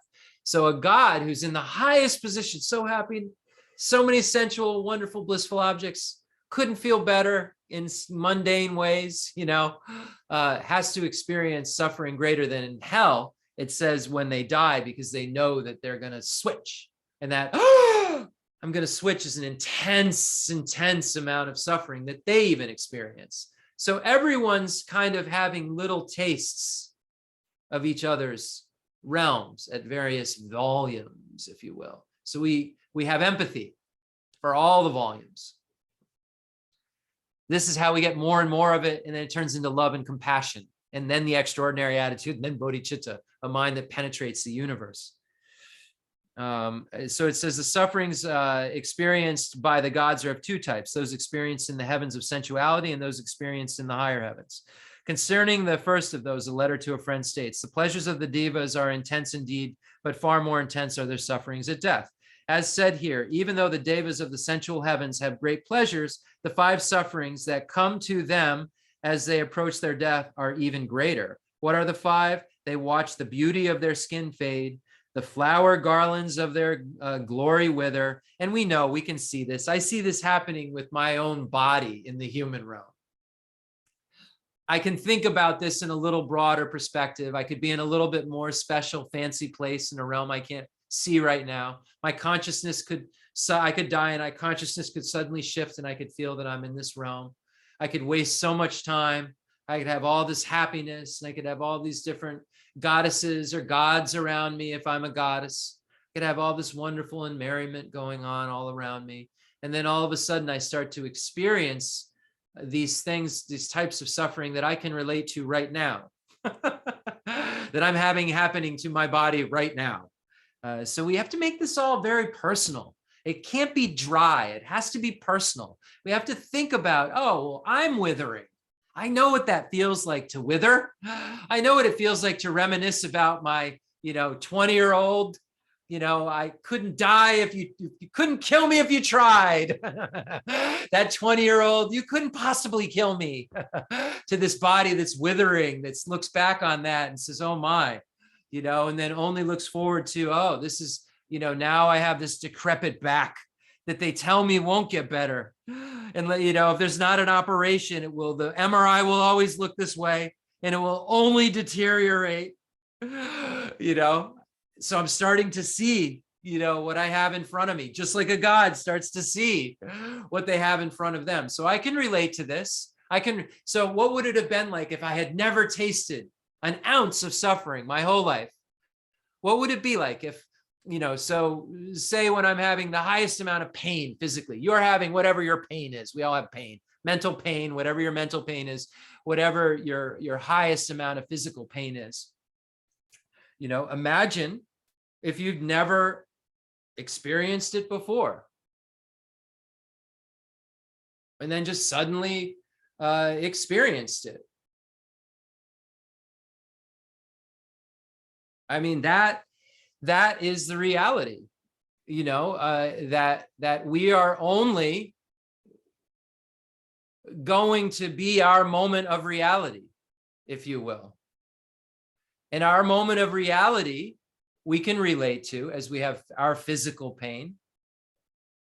And we can say, as we have that kind of physical pain, oh, I could relate to, a God who's dying, who's starting to experience things that aren't so pleasant. We have to make it our own. I'm sorry, I got a little bit off track. I was thinking about 4 things at the same time. That's never a good idea. Okay. So they watch their beauty and their skin fade, the flower garlands of their glory wither, and they become unable to sit at ease. Sounds familiar. Their once flawless garb becomes stained, and their once stainless bodies begins to perspire and become unclean in other ways. Lori always says to me, like, you're going to go out like that. Those are like old guy jeans. Like they have like stains all over them. They look like you've been doing something somewhere under a truck or something. And like, I don't notice it, I don't know. I don't notice it anymore. So it's happening, I'm becoming unclean in other ways, and my flawless garb is stained, I'm unable to sit at ease. So I can relate to this. So we relate to this. We can see that all the realms of cyclic existence are plagued with suffering. No matter how high up in cyclic existence I get, I can relate to the form of suffering that I'll have to endure, and I don't want it. I don't want to not be able to sit with ease. I'll tell you that right now. I don't want that. Interesting. As for the higher gods, or those who have taken rebirth as a diva or a form or formless realm, they also do not pass beyond the reach of pain. Although they have transcended gross negativity and so do not experience actual sensations of suffering, nonetheless, a subtle level of mental distortion and delusion still exists within their mind stream. That thing we talk about, that hum, something's just not quite right. That ignorance, still there. Something's still not quite right. Moreover, they do not have the power to remain in the celestial realms forever.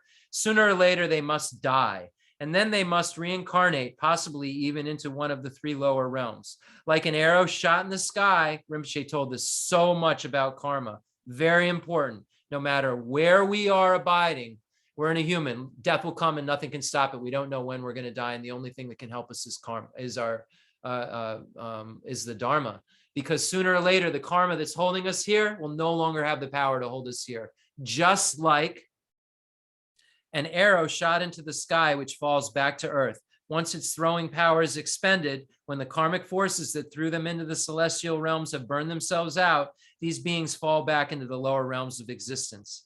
They then experience all the miseries concomitant with the unenlightened samsaric world. Thus, regardless of which of the 3 dimensions of the world one is born into, it is yet another place of misery. No matter who one's companion, one is always accompanied by suffering.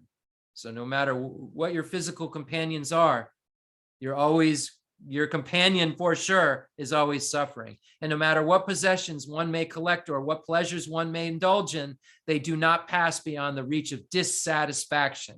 As everything in samsara is by nature suffering, we should strive to attain the state of spiritual liberation that has transcended all states of distortion and proneness to pain.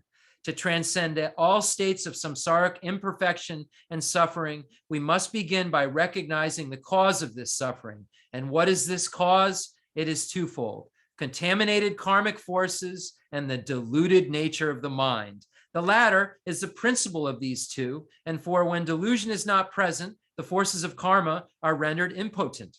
And when delusion is present, we continue to collect the karmic instincts that will act as the seeds of future samsaric rebirths. Well then, how does one eliminate the force of delusion? This is accomplished by means of taking up the practices of the three highest higher training: ethics, concentration, and wisdom. Okay, we'll end there. Thank you so much. If you're attached to this life, you're not a spiritual practitioner. If you're attached to samsara, you have no renunciation. If you're attached to your own self-interest, there is no bodhicitta. If there is grasping, you do not have the view. Enthused by great compassion, you taught the immaculate Dharma to dispel all perverted views. To you, the Buddha Gautama, I pay homage.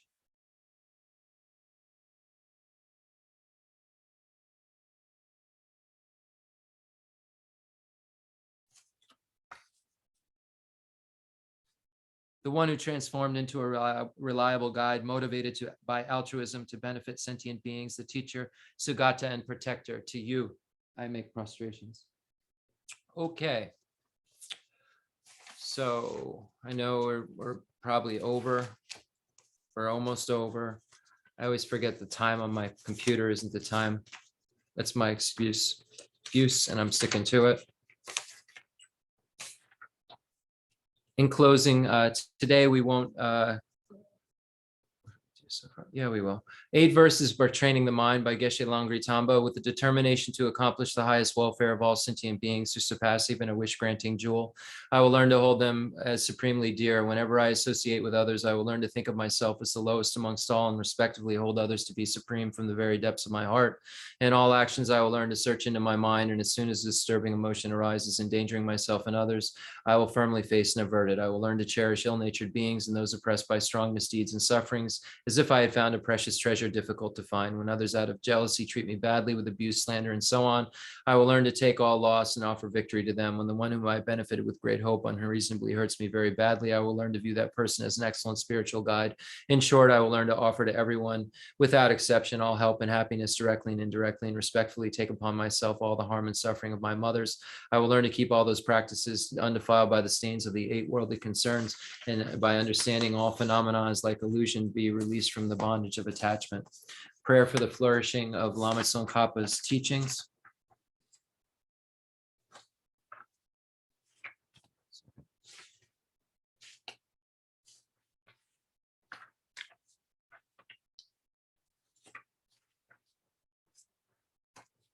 Prayer for the flourishing of Tsongkhapa's teachings, Lozan Jyotema. Though he's the father, producer of all conquerors, as a conqueror's son, he produced the thought of upholding the conqueror's Dharma in infinite worlds. Through this truth, may the conqueror Lozong's teachings flourish.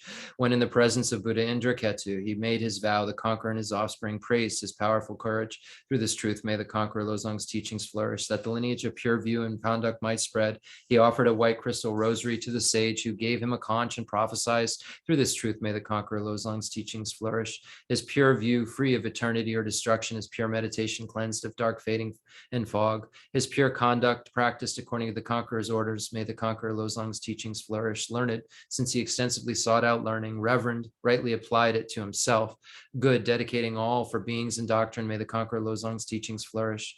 Through being sure that all scriptures, definitive and interpretive, were without contradictions, advice for one's person's practice, he stopped all misconduct.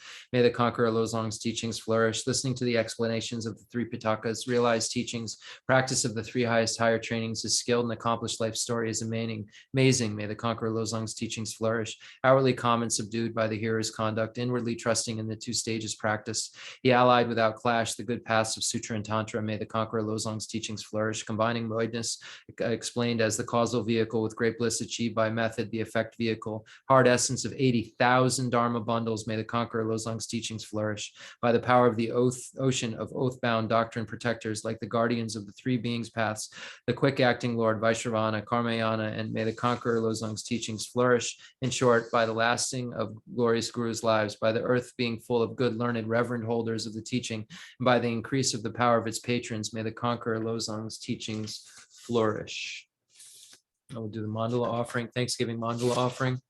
fundamental ground is scented with incense and strewn with flowers, adorned with Mount Meru, the four continents, the sun, and the moon. I imagine this as a Buddha land and offer it. May all sentient beings enjoy this pure land. I dedicate whatever virtues I have collected for the benefit of the teachings and of all sentient beings, and in particular for the essential teachings of Venerable Zandrapa to shine forever. I send forth this jeweled mandala to you, precious Guru. Any mistakes that I've made, may they be purified by Vajrasattva's mantra. May your mind be purified, your body, speech, and mind be purified by Vajrasattva's mantra. Imagining Vajrasattva in the space in front of you, inseparable from your root Lama, inseparable from Khenso Geshe Wandak, His Holiness the Dalai Lama, whoever your root Lama is.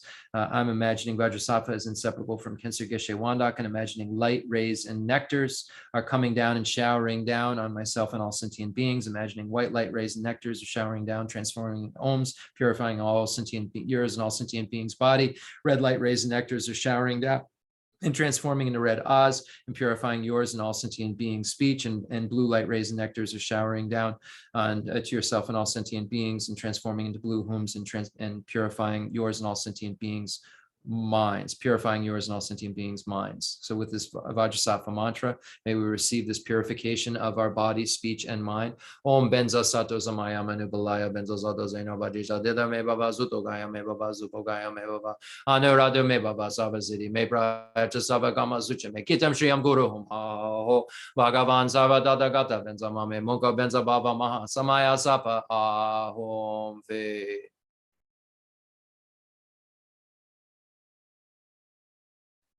May we always be protected by Paul and Lamo. Jorama Jorama Jorama Jigalara Jamorama Jadaja Ginger Long Jong Jorama Jorama Jorama Jigalara Jamorama Jadaja Ginger Long Jong Jorama Jorama Jorama Jigalara Jamorama Jadaja Ginger Long Jong Jorama Jorama Jorama Jigalara Jamorama Jadaja Ginger Long Jong Jorama Jorama Jorama Jigalara Jamorama Jadaja Ginger Long Jong Jorama Jorama Jorama Jigalara Jamorama Jadaja Ginger Jorama Jorama Jorama Jigalara Jamorama Ramo Jadaja Ginger Long Jong. In case I made a mistake with Vajrasattva mantra, I'm sorry. I don't think I did, but some weird thing in my mind saying I did. Om benza sato samaya manibalaya benza sato zaino bajida dida me vazu gaya me vazu gaya me va anurad me vazu vazini me braj sapa comes to make him chiun kurum ha bhagavan sarvata gata benza my muga baba maha samaya sapa hom fe. I dedicate all this virtue to emulate the knowledge of the hero Manjushri, and likewise Samantabhadra as well, with whatever dedication is praised as supreme by all the conquerors who traverse the 3 times. I also dedicate all my roots of virtue for the sake of auspicious deeds. Prayer for the long life of His Holiness the Dalai Lama. May he remain in this world for many, many, many years. He is the real light of happiness for all sentient beings. So may he remain and keep coming back again and again and again until samsara is empty. In that pure land surrounded by snowy mountains, you are the source of all benefit and happiness, all powerful Avalokiteshvara, Tenzin Gyatso. May you stay until samsara's end. And may we end with this simple prayer. I wrote for Khenso Geshe Wandak as a supplication. It's called A Complex Yogi Poses as a Simple Monk. Homage to Khenso Geshe Wandak Rinpoche, our precious spiritual friend who is inseparable from Aryatara. I prostrate, covering as many atoms of the earth as possible to your pure body, speech, mind, and enlightened activities. I offer to you drinking water and bathing water and flowers and incense and candles and scented water, food and music purified by Om, Om. The rarity of having 1 million wish-fulfilling gems is a common occurrence compared to meeting with a holy teacher like you, who placed the complete path to Buddhahood in our childlike hands. Just like Atisha, who came to Tibet with a lamp to dispel the darkness of ignorance, you, kind abbot, arrived in the West with a lineage purer than a diamond and begged us never to be satisfied with partial instructions.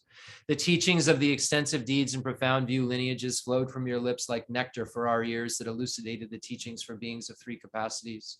Now that sound has stopped. All composite things are impermanent. You told us that all of your teachers passed away and understood the sadness, entreating us to continue our studies. The Buddha does not wash away the negativities of beings, nor does he remove their miseries by his hands. His spiritual realizations are not transferred to them. It is by teaching the truth of suchness that beings are liberated. We are not prepared to take this difficult journey to the highest goodness of Buddhahood without your continued guidance. The sadness in our hearts would be too overwhelming. May you swiftly return to this world and take care of us in all of our lives, wherever we may be, never leaving our hearts and crowns. May all sentient beings perfectly realize renunciation, bodhicitta, and the correct view of emptiness, so they know who you really are. Thank you so much, everybody, for attending the teaching. I appreciate it. It's good to see all of you. I feel so connected to Rinpoche when I see your names, when I see your faces. I feel so connected to Rinpoche when I get to talk about the Dharma. So I'm so glad you're all here on these other platforms to listen to the Dharma. And I just want to say, yeah, thank you so much. And I'm sorry if I did Vajrasattva mantra twice, because I might have gotten a little carried away with I didn't have a bell and dorje, so I was doing my musical instruments. And sometimes my musical instruments of my saxophones and drums and so forth and guitars can be distracting. Anyway, I appreciate all of you. I hope you have a great week. Make the Dharma part of your mind, part of your heart. Make this stuff personal. Feel it. See ya. Thank you.